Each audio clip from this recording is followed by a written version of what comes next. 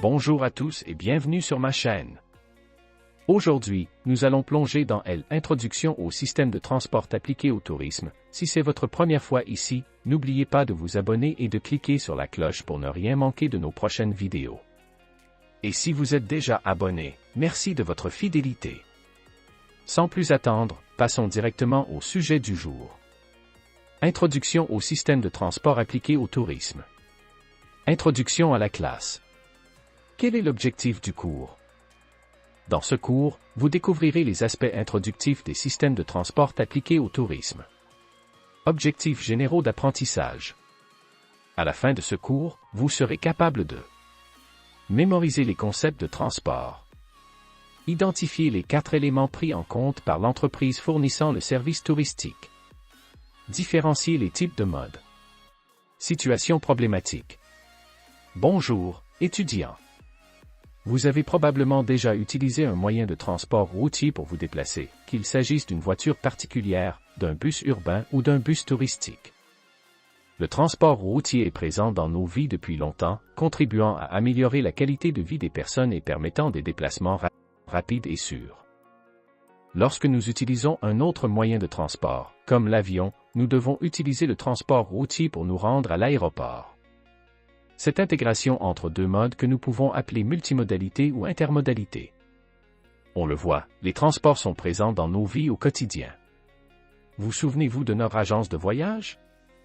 Cette entreprise est présente sur le marché depuis 10 ans et fait actuellement face à plusieurs problèmes tels que des baisses de revenus et des pertes de parts de marché au profit de concurrents, en plus de recevoir régulièrement des plaintes de ses clients. L'une de ces plaintes concerne le fait que le passager, à son arrivée dans une ville touristique, est confronté à de nombreux problèmes de déplacement interne, c'est-à-dire que chaque nouveau voyage vers la ville de destination constitue un inconvénient. Dans le cas de notre entreprise touristique, l'un des problèmes rencontrés concerne le déplacement des clients vers leur destination. Il n'est pas rare que des clients se perdent ou ne puissent pas accéder au circuit préalablement choisi. Le forfait de transport proposé convient-il aux clients? Comment minimiser les risques d'un service de transport inefficace et incomplet? Quels sont les points importants concernant le transport que l'entreprise doit prendre en compte lors de la planification d'un itinéraire? Votre mission à ce moment d'étude sera donc de proposer des alternatives pour résoudre les problèmes mis en évidence, en recherchant toujours le meilleur rapport coût-bénéfice. Cependant, pour que cela se produise, il est essentiel que vous connaissiez les concepts de système de transport, quels modes de transport sont utilisés dans le tourisme et qui le composent, ainsi que leur classification.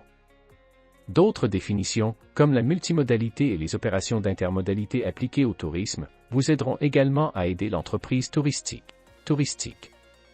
Le défi est lancé et vous le relèverez certainement avec beaucoup de succès. Mettez-vous au travail et vivez une excellente expérience d'apprentissage pour vous. Concept de transport. Selon Pallard, 2002, le transport est défini comme l'acte de transporter des personnes ou des marchandises d'un point d'origine à une destination ou d'une destination à son point d'origine.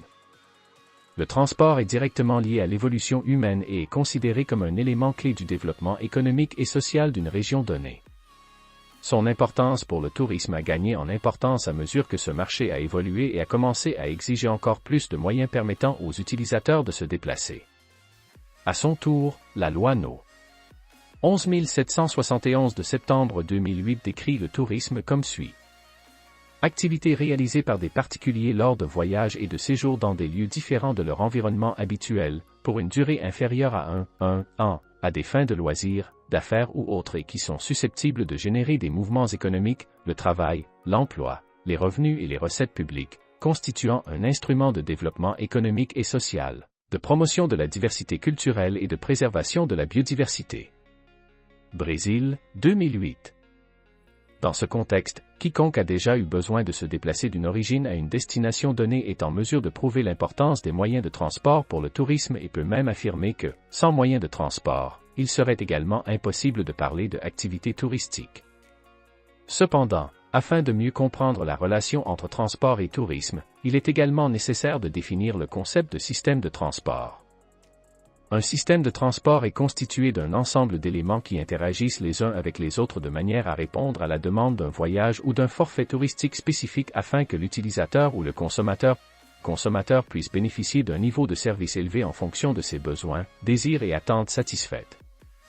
La TAR 2002, P9, comprend que les systèmes de transport touristique sont devenus des moyens stratégiques de développement, permettant l'intégration économique et sociale des différentes régions géographiques et participant de manière substantielle à la communication entre les personnes, facilitant ainsi la diffusion culturelle et le développement des biens et services. Par conséquent, en ce qui concerne le système de transport, il faut considérer qu'il ne se limite pas au simple déplacement d'un point A, origine, à un point B, destination principale. Ce système doit être efficace de manière à permettre aux passagers d'atteindre d'autres lieux, également appelés destinations secondaires ou tertiaires. La figure suivante montre un exemple de système de transport touristique.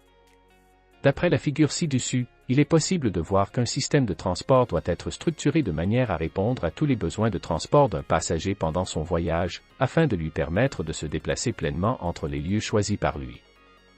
À son tour, pour que le transport atteigne ses objectifs en matière d'activité logistique, il est essentiel que 4 éléments soient pris en compte par l'entreprise fournissant le service touristique. Découvrez ci-dessous. 4 éléments pris en compte par l'entreprise fournissant le service touristique. Les 4 éléments pris en compte par l'entreprise fournissant le service touristique sont la route, le véhicule, le moteur et le terminal. Chacun de ces éléments est expliqué ci-dessous. Itinéraire. L'itinéraire fait référence à l'environnement dans lequel s'effectue le transport et peut être classé de 3 manières, les itinéraires naturels artificiellement améliorés et, enfin, les itinéraires artificiels. Les parcours naturels sont ainsi nommés car ils n'ont, à aucun moment, été modifiés par une quelconque action d'amélioration ou de restructuration. À titre d'exemple de ce type de route, on peut citer les routes aériennes, largement utilisées par le transport aérien, et les routes maritimes. Les voies artificiellement naturelles reçoivent ce nom parce qu'il s'agit de voies naturelles qui ont subi une certaine modification par rapport à leur état d'origine. Un exemple très courant de ces types de routes sont les rivières qui ont été draguées pour augmenter leur profondeur et permettre la navigation de plus gros navires, ou les routes qui existaient déjà et qui étaient pavées ou pavées. Enfin, les routes complètement artificielles sont celles qui ont été entièrement construites par l'action humaine, comme les voies ferrées ou les ports artificiels. En ce sens, il est important de souligner que l'option pour l'un ou l'autre type d'itinéraire influencera directement le choix du type de véhicule pour le déplacement, ainsi que le type de terminal à utiliser. Véhicule. Chaque type de véhicule, qu'il s'agisse d'un bus, d'une voiture, d'une camionnette, d'un bateau ou d'un avion, a été développé pour circuler sur des routes spécifiques. Cela signifie affirmer que, pour une entreprise fournissant des services touristiques, il est essentiel de considérer non seulement les itinéraires de transport, mais aussi si les véhicules nécessaires pour effectuer ce transport sont disponibles et capables de le faire. Réfléchissez. Avez-vous déjà imaginé louer un forfait voyage en mer et en montant à bord, vous tombez sur un petit bateau, à la structure fragile et sans équipement de sécurité de base? Quelle est la fiabilité de ce type de véhicule par rapport à l'itinéraire choisi? Force motrice, également appelée force motrice ou élément de propulsion, la force motrice peut être conceptualisée comme tout facteur pouvant transmettre une impulsion ou un mouvement à un véhicule donné. Mais ce concept peut être beaucoup plus large si l'on considère le fait que la force motrice est directement liée à la capacité du véhicule à atteindre un emplacement, à la vitesse à laquelle le véhicule se développe et à la capacité de passagers qu'il peut transporter. On peut donc dire que la force motrice est un élément fondamental dans le choix du type de transport pour un voyage ou une activité touristique. Un exemple en est le fait que le passager choisit de voyager par avion. C'est un fait que ce client souhaite gagner du temps lors de ses déplacements, car ce moyen de transport est celui qui a la plus grande capacité en termes de vitesse parmi les autres modes. Terminal, cet élément est constitué des points d'embarquement, de transfert ou de transfert des passagers. Il est important de souligner que chaque moyen de transport doit disposer de ses propres terminaux.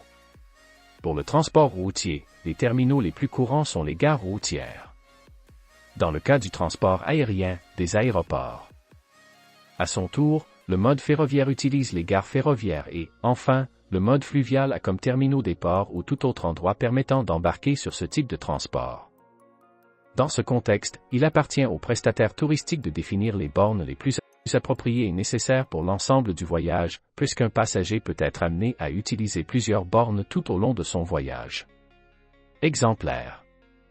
Pour illustrer l'importance de définir au préalable les terminaux qui seront utilisés lors d'un circuit, nous pouvons imaginer un passager voyageant vers le nord-est qui quittera Londrina, PR, en bus, se rendra à Sao Paulo, où il embarquera sur un vol vers sa destination. On voit que seulement à la sortie, 2 terminaux seront utilisés, à savoir la gare routière et l'aéroport. Par conséquent, pour que les attentes de ce client ne soient pas déçues, il est important que l'entreprise qui fournit le service soit attentive à ces questions afin de créer des stratégies de voyage qui facilitent le déplacement entre ces terminaux.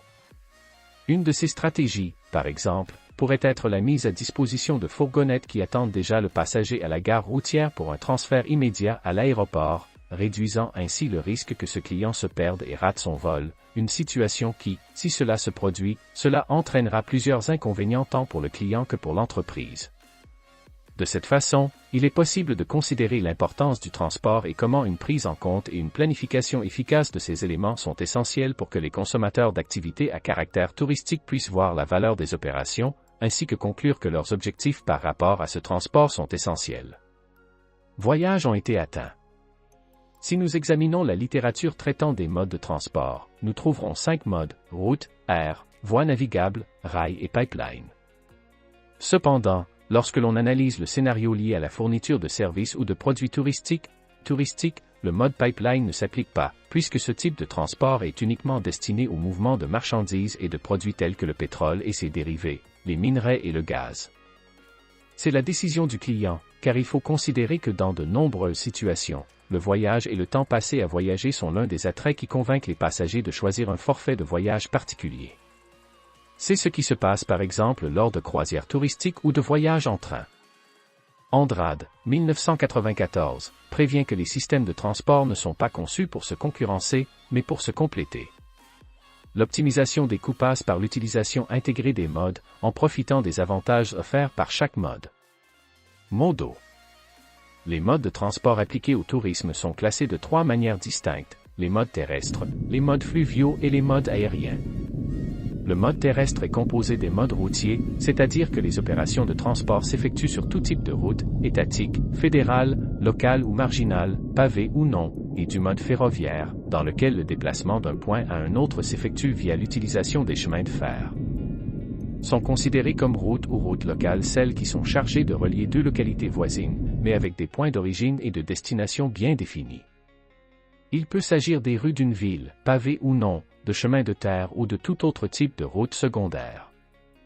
À leur tour, les routes marginales ou routes sont celles qui, comme le fait référence la terminologie elle-même, bordent une autoroute fédérale ou nationale, mais ont été créées dans le but de faciliter l'accès au périmètre urbain et, de cette manière, de réduire les opérations d'entrée et de sortie directement de l'autoroute vers l'intérieur d'une ville ou vice-versa.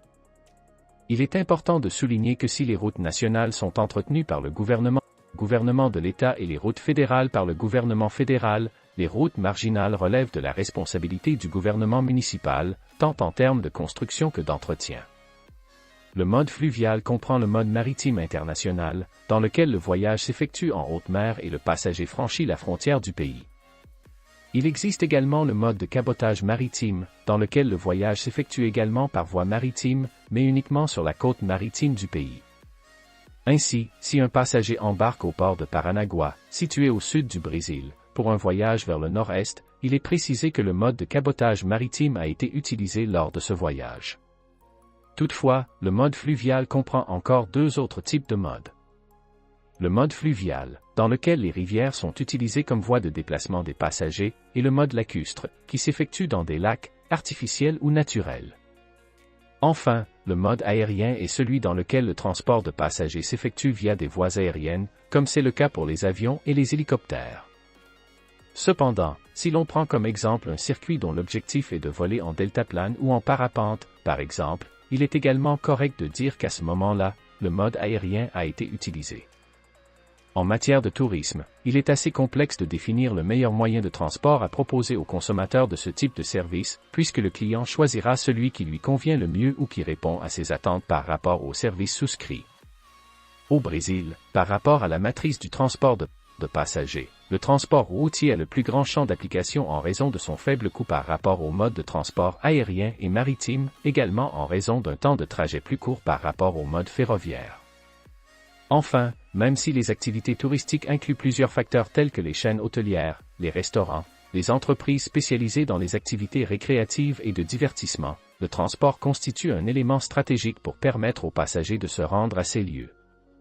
Dans ce contexte, il est également nécessaire de considérer que l'activité de transport relie non seulement les consommateurs de leur origine à leur destination et vice-versa, mais qu'elle revêt également une importance fondamentale pour qu'ils puissent se déplacer en interne entre les activités et les circuits, entre autres actions et situations, qui rendent les services de taxi, de location de camionnettes ou de transport basés sur des applications très demandées. Opérations de transport. Les opérations de transport peuvent être définies comme simples, dans lesquelles un seul type de mode est utilisé, multimodal et intermodal, lorsque plusieurs types de modes sont utilisés.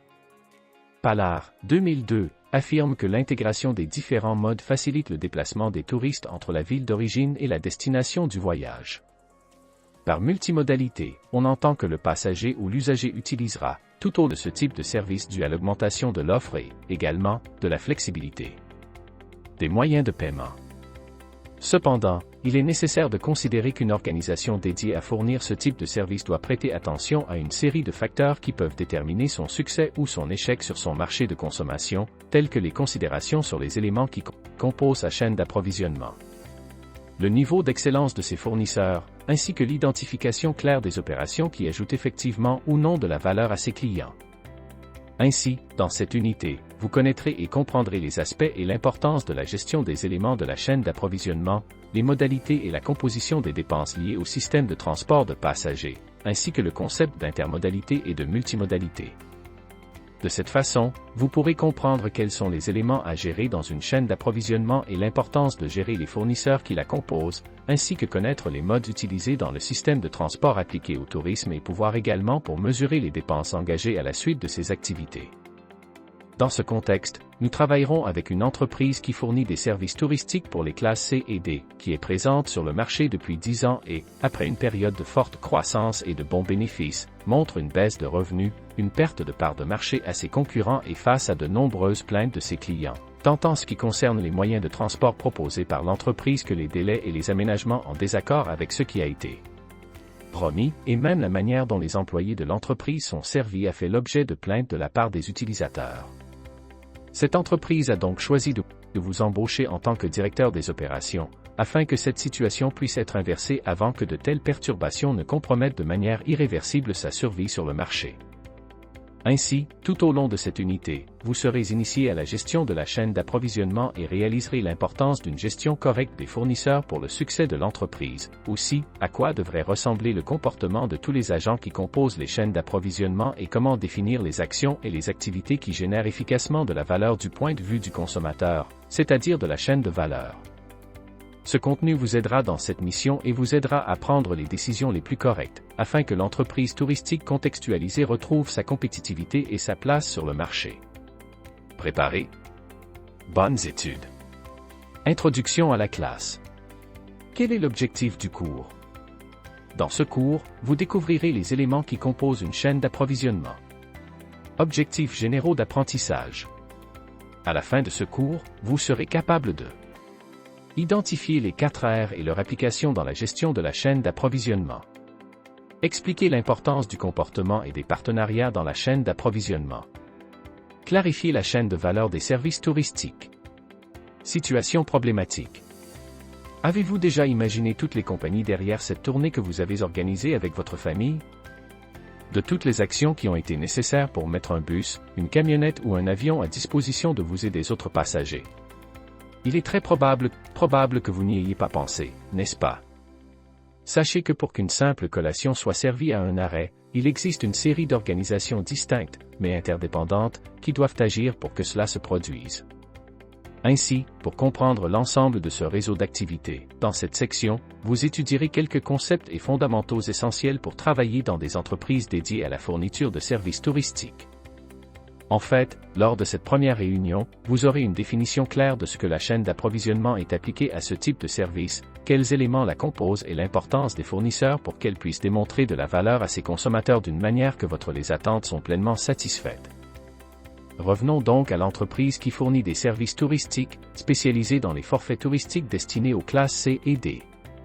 Cette entreprise a été confrontée à plusieurs problèmes, tels que la perte de revenus et de rentabilité qui en résulte, la perte de parts de marché au profit de ses concurrents et plusieurs plaintes de ses clients. Pour résoudre cette situation, elle l'a embauchée comme directrice des opérations en raison de sa vaste expérience dans le marché des services touristiques. Sa première décision a été de demander une cartographie de l'ensemble de la chaîne d'approvisionnement de l'entreprise, afin de pouvoir identifier quels agents composent la chaîne et à quel moment surviennent les problèmes qui entraînent des désagréments pour les clients. Quelle est la raison de tant d'insatisfaction des clients? Comment pouvez-vous identifier les problèmes de cette entreprise afin de ne pas perdre davantage de revenus et de parts de marché au profit de vos concurrents? Pour ce faire, vous devez réaliser un diagnostic, cartographier les agents qui composent la chaîne et identifier les points possibles de défaillance. Maintenant, c'est entre vos mains. Bonne chance! Les 4 R. Commençons nos études par découvrir les 4 R et leur application dans la gestion de la chaîne d'approvisionnement. Dans le scénario de marché actuel, il est possible de dire qu'une organisation n'est plus en concurrence avec une autre organisation. La concurrence s'exerce désormais entre les chaînes d'approvisionnement. L'entreprise qui gère le mieux tous les éléments de sa chaîne d'approvisionnement, de manière systémique et holistique, dispose déjà d'un avantage concurrentiel par rapport aux autres. Mais qu'est-ce qu'une supply chain? Selon Chopra et Mindel, 2011, une chaîne d'approvisionnement comprend toutes les parties impliquées, directement ou indirectement, dans l'exécution de la commande d'un client. Cela revient à affirmer qu'outre les fabricants et les fournisseurs, une chaîne d'approvisionnement n'est pas seulement composée du fabricant d'un produit ou du fournisseur d'un service mais aussi des fournisseurs de matières premières et d'autres intrants, des transporteurs, qu'ils soient routiers, fluviaux, ou les cheminots et les clients. Par conséquent, tous ces éléments intégrés doivent être gérés avec soin afin que l'ensemble de la chaîne puisse atteindre ses objectifs en matière d'excellence, de valeur et de pleine satisfaction des consommateurs. Cependant, il est important de souligner que la gestion seule de ces éléments peut ne pas suffire à une entreprise de service pour atteindre ses objectifs. L'intangibilité, l'une des principales caractéristiques du service, nécessite que d'autres facteurs soient également pris en compte. C'est ce qu'on appelle les 4 R. Réactivité. Dans le marché actuel, une grande capacité à répondre aux demandes des clients en termes de délai, de qualité et de niveau de service est un facteur crucial. Cela signifie affirmer que de plus en plus de fournisseurs de produits ou de services doivent développer des moyens pour réduire les délais de service et satisfaire les désirs des clients. Fiabilité. L'incertitude constante démontrée par la demande peut avoir pour conséquence que les organisations présentent également des incertitudes et des variations dans leur processus, qu'ils soient internes ou externes. Ainsi, une entreprise de service, même face aux variations de la demande, doit être capable de son voyage ou itinéraire touristique, plus d'un mode de transport. Afin de clarifier les opérations qualifiées de multimodales, on peut considérer qu'un passager se rendra d'un point A à un point B en bus. Du point B au point C, le voyage se fera par voie aérienne, c'est-à-dire en avion, et une fois arrivé à destination, ce consommateur prendra un bateau pour voyager en interne et visiter les plages locales. Dans ce contexte, il est exact de dire que le passager a voyagé selon 3 modes différents. Au début, il a utilisé le mode routier, plus tard, le mode aérien et, enfin, le mode fluvial. Cependant, le fait que différents modes soient utilisés lors d'un déplacement n'est pas la seule caractéristique de la multimodalité. Les activités multimodales ne peuvent être envisagées que si la documentation, par exemple le contrat de location ou les documents de réservation, est unique pour l'ensemble du voyage. Par conséquent, une opération multimodale de services touristiques nécessite que l'entreprise fournissant ces services soit responsable de fournir tous les documents nécessaires et de les transformer en un seul contrat qui sera convenu entre l'entreprise et le client final, quel que soit le nombre de contrats existants entre l'entreprise et ses partenaires de transport. Par conséquent, si l'opérateur de voyage propose des forfaits qui nécessitent différents moyens de transport pour le voyage, tous les efforts pour les intégrer efficacement seront de la responsabilité de l'entreprise fournissant le service, le client étant responsable de la signature d'un document unique tel que le contrat de voyage. Acheter le forfait de voyage. Les opérations d'intermodalité, ainsi que la multimodalité, se caractérisent également par l'utilisation de plus d'un mode pour déplacer un passager d'un point à un autre. Mais alors, qu'est-ce qui différencie l'intermodalité de la multimodalité? Le fait qu'en intermodalité, le client est responsable de l'organisation du moyen de transport, étant responsable de s'appuyer sur les opérateurs du moyen de transport choisi pour son voyage. Les opérations d'intermodalité sont plus utilisées par les touristes qui n'ont pas de destination préfixée, c'est-à-dire que leurs itinéraires et lieux de destination peuvent être modifiés tout au long du voyage en fonction de leurs envies. De cette manière, l'utilisateur choisit de décider du moyen de transport qu'il utilisera à un moment donné, ce qui peut être considéré comme l'un des plus grands avantages de l'intermodalité. Cependant, il est important de considérer également les inconvénients de cette option. Parmi eux, il y a le fait qu'un passager qui ne voyage généralement pas de manière répétée et, par conséquent, ignore les procédures nécessaires pour louer un moyen de transport ou comment se comporter en cas de manque d'escale dans un aéroport, par exemple. C'est un fait que cette incapacité à faire face à certaines situations pendant le voyage peut vous causer beaucoup d'inconfort, avec le réel potentiel de frustrer toutes vos attentes concernant le voyage. De cette manière, il est possible de voir à quel point les opérations ou la fourniture de services et de produits touristiques deviennent complexes, car divers éléments tels que les moyens de transport et leurs modes respectifs, ainsi que les éléments qui composent un système de transport, doivent être gérés efficacement. Afin que, interconnectés, ils répondent pleinement aux attentes d'un nombre croissant de consommateurs de services et de produits touristiques. Conclusion. Le moment est maintenant venu d'aider l'entreprise touristique à résoudre un problème qui a causé beaucoup de stress. Vos clients, dès leur arrivée dans la ville de destination, se retrouvent perdus lorsqu'ils souhaitent passer d'un circuit à l'autre. Comment faire en sorte que l'expérience offerte aux clients soit inoubliable d'un point de vue positif? Quelles sont les préoccupations de l'entreprise touristique concernant le service à fournir? Quelles actions devez-vous, en tant que manager responsable, entreprendre pour éviter d'éventuels problèmes? Pour que l'entreprise puisse résoudre cette situation, elle doit comprendre que le système de transport mis à disposition de ses clients ne doit pas viser à transporter de l'origine à la destination et vice-versa. Le système de transport doit être complet de manière à faciliter également les déplacements internes, c'est-à-dire les déplacements vers des destinations tertiaires, quaternaires, etc. Il faut considérer que, dans de nombreuses situations, le client voyage pour la première fois et n'a pas les connaissances ou les compétences nécessaires pour effectuer ces démarches. Ainsi, pour commencer à améliorer la situation de l'entreprise et répondre aux attentes de ses clients, nous pouvons élaborer un plan avec les actions suivantes. Développer des partenariats avec des prestataires de services complémentaires dont l'objectif est d'assurer le transport des clients entre les destinations choisies. Par prestataires de services complémentaires, nous pouvons comprendre les entreprises qui louent des camionnettes, des minibus, des compagnies de taxi ou de transport grâce à des applications qui peuvent être disponibles en cas de besoin. Lors du développement de nouveaux itinéraires, l'entreprise doit prêter attention au transport en général, en se souciant de la manière dont les clients atteindront leur destination primaire, secondaire et tertiaire. À titre d'exemple, pensons à un itinéraire touristique partant de Sao Paulo à Maceió. La première question à laquelle il faudra répondre est de savoir comment s'effectuera le transfert entre Sao Paulo et Maceió. Dans ce cas, le transport aérien sera utilisé entre les deux villes. À partir de ce moment, la préoccupation se pose de savoir comment les passagers vont-ils parvenir à l'aéroport de départ, destination principale? Dans notre exemple, ce sera via des camionnettes, des bus ou des voitures, selon le nombre de personnes ayant acheté le forfait. Prêt. Nous sommes arrivés à Maceió, destination secondaire. C'est désormais à l'entreprise de s'occuper du déplacement de ses clients pour les circuits dans la région. Ces destinations sont appelées destinations tertiaires. Dans l'itinéraire choisi, il existe plusieurs options, comme une visite à la plage de Gunga, dans la région sud de Maceió, ou une promenade en catamaran à Maragogi, au nord de Maceió. Pour ces itinéraires, il faudra utiliser le transport routier pour transporter les clients, et dans le cas de Maragogi, nous utiliserons toujours le transport fluvial, avec l'utilisation d'un bateau pour le tour. Vous pouvez voir l'importance du choix du transport et la manière dont nous pouvons utiliser efficacement les modes de transport, aérien, terrestre et maritime, apportant ainsi du profit à l'entreprise et la pleine satisfaction du client. Et voilà, c'est tout pour aujourd'hui. J'espère que cette vidéo sur Introduction au système de transport appliqué au tourisme vous a plu et que vous avez appris quelque chose de nouveau.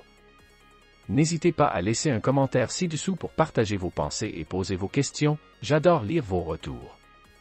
Si ce n'est pas déjà fait, pensez à liker la vidéo et à vous abonner pour ne pas rater les prochains contenus. Merci d'avoir regardé, et à très bientôt pour une nouvelle vidéo.